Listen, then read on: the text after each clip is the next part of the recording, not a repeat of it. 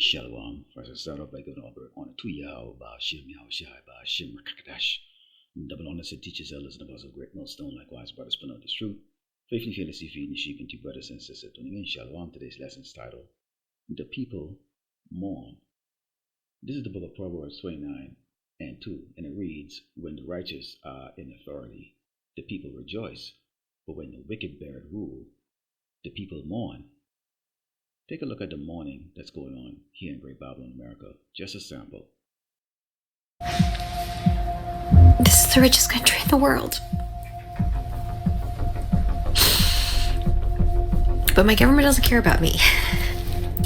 My government doesn't care about my health care. I just saw a post about a gal who is losing Medicaid, and because of that, she can't afford her prescriptions that include 2 SSRIs, an antipsychotic, and benzos. Which has got me thinking about how many fucking people are about to fucking lose it in this country. I give it like 2-3 weeks. And we're gonna start seeing a lot of fucking psychotic breaks and manic episodes around here. Double that with people not being able to afford their groceries and rent.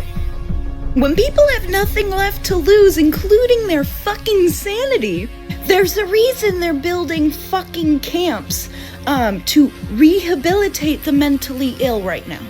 You know that big, huge complex right outside Salt Lake City they just built for the homeless? That's also for people who are mentally ill that they can forcibly commit. Project 2025, remember, this is all planned. Anyone they see as a drain on society, they want to get rid of or force into forced labor. That's what's happening right now.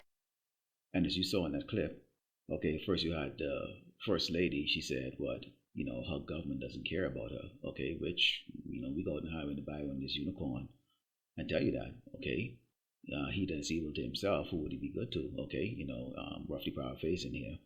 And, these people are waking up to realization, okay, that this is the end of their kingdom, okay, and basically they've become the people that they hated the most, that they despised the most, okay, which is the children of Israel.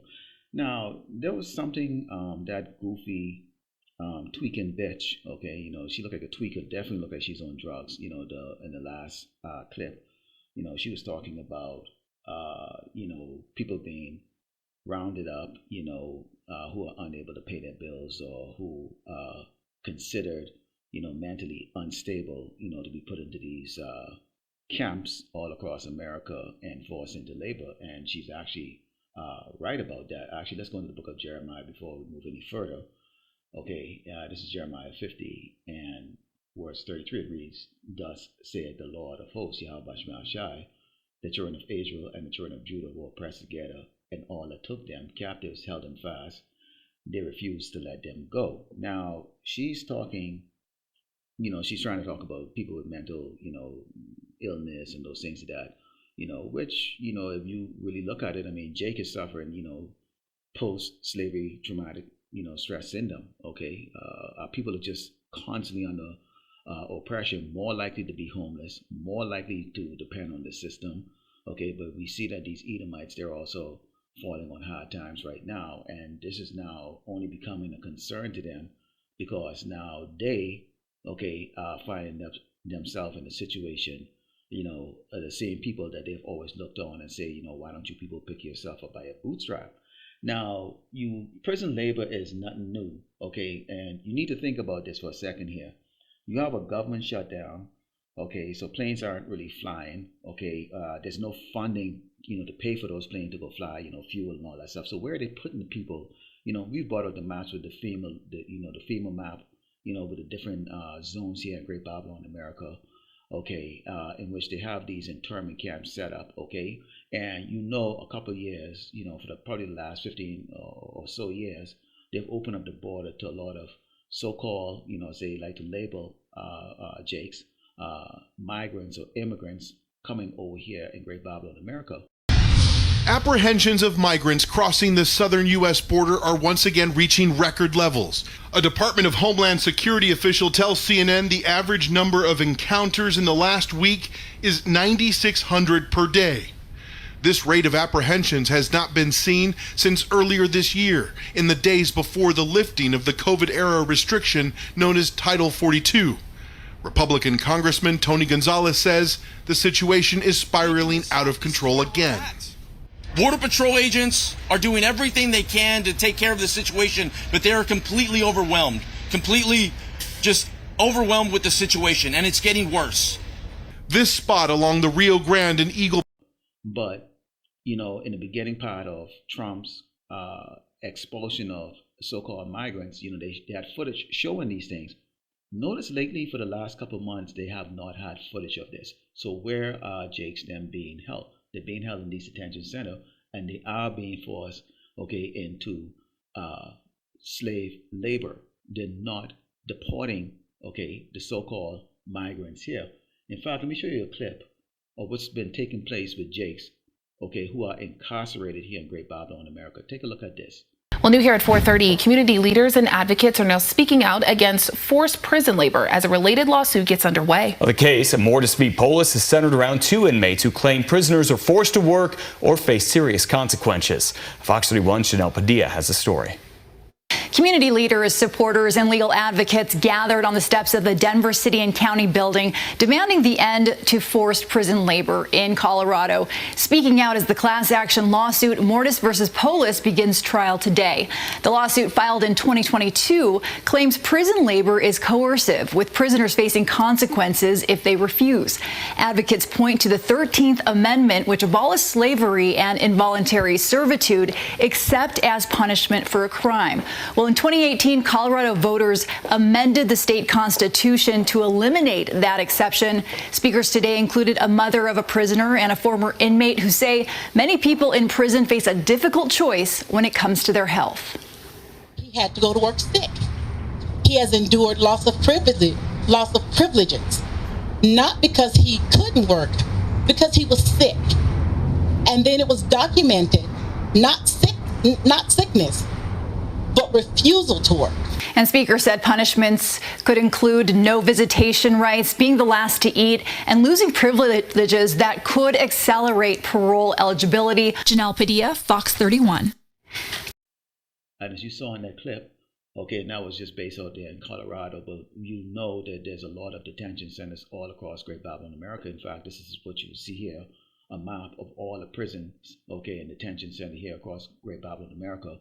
And this does not include those hidden ones by the CIA or the NSA or the DIA, you know, or the military, okay, you know, and these new ones that they're being built up right now, because we know this is going to be a time of terror that's coming to the children of Israel. Okay, let's go into the book of Amos 9 and start in verse 8, because the Lord Yahweh Shemashai, he put the evil or the wicked men, okay, in authority over the people on this earth, and they just really beginning, okay, their wrath upon the people. Okay, again, you know, they know they have about a short time, so they're coming with great wrath.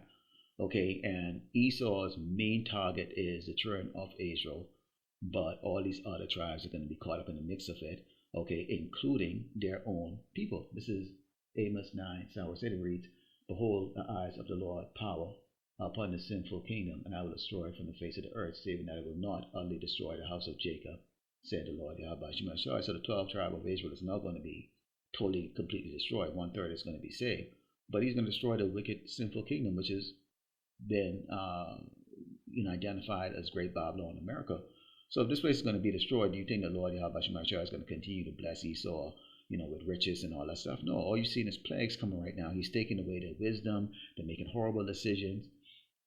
They're fighting against each other. One minute you have the current ruler saying, hey, I'm not going to pay out any benefits. And then you have a judge that's going to say, yeah, you will. Okay. So, you know, you see the confusion that's taking place here. It says, "For lo, I will command and I will sift the house of Israel among all nations, like as corn is sifted in the sieve, yet shall not the least grain fall upon the earth.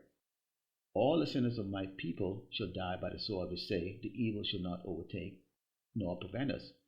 In that day will I raise up the tabernacle of David that is fallen, and close with the breaches thereof, and I will raise up his ruins, and I will build it as in the days of old." So simultaneously you have the destruction of Great Babylon, America. in which the Lord is going to judge this place through, many different type of judgment. Okay, as we're going to see that, okay, in 2nd Ezra chapter 15 when I go there. But at the same time, he's building the house of David. Okay. So you have the righteous being elevated and being protected, okay, in the time of trouble, and then you have the wicked, okay, which includes the 2/3 of our people that's gonna be a part of the children of the wicked getting judged here. And these other tribes that are here that came here seeking wealth, these dog nations, these tribes, the Moabites, the Ammonites, the Hamites, the Ishmaelites, the Elamites, all those other tribes that are here, they're going to fall into that judgment too. Okay, but the Lord Yahweh Shemashah is going to protect, okay, the elect. Okay, this is 2nd Ezra 15, verse 5 reads, "Behold, said the Lord, I will bring plagues upon the world, the sword, famine, death, and destruction." Famine, you see the First Lady, she's talking about, food prices, and she can't get insurance. The Second Lady talked the same thing about food prices, can't get insurance, and, people are basically, they're losing their minds. And when people don't have anything to lose, they're going to go crazy, which we are praying for that to happen. Okay, we're praying for you people to go crazy. He says, "For wickedness had exceedingly polluted the whole earth, and their hurtful works are fulfilled." Now, when you go into verse 16, it says, "For there should be sedition amongst men, and invading one another, they shall not regard their kings nor princes, and the cause of their action shall stand in their power." On one hand, you have people that are looking at the non-distribution of SNAP benefits as really a good thing because they've worked their ass off and paid their bills and worked 2 or 3 jobs and don't have as much to spend on food compared to somebody who's getting like $3,000 or $4,000 worth of food stamps. Okay, and they like the idea of Trump shutting it down. Okay, at the same time, you have other people who are having that compassionate feeling about it. Like, okay, everybody should have the ability to eat. Like the First Lady said, this is the richest country in the world, and yet still she can't have health insurance. Okay, and you have the other lady who clearly is on drugs. Okay, or prescription drugs, that is talking about the fact that, okay, when people lose everything, they're gonna flip out. Okay, and this is exactly what this is talking about, because they're losing confidence in the kings and princesses that they voted for. Okay, which is the current king is who? Donald J. Trump, and you have your princesses, these mayors and governors, state governors, and those people. They're not able to fulfill what these people have been used to and accustomed to. Okay, so now these people are starting to feel the effects of when you have the wicked in rulership. And so guess what's going to be the outcome of this? Okay, when you go to Isaiah 19 and 2, it reads, "And I will set the Egyptians against the Egyptians, and they shall fight everyone against his brother, and everyone against his neighbor, city against city, and kingdom against kingdom." So this place is about to fall down. There's a domino effect. Okay, and this is the doing of the Lord Yahweh Shema Shai, and we love it, and we pray for this to happen sooner than later because we want to get the hell out of here. So this has been the people mourn. Okay, and we're seeing those mourning, and those mourning is about to become even more. Okay, Lord willing. All right, that goes to give honor and honor to Yahweh Ba'Shem Yahushai Ba'Shem Rakakdash. Shalom.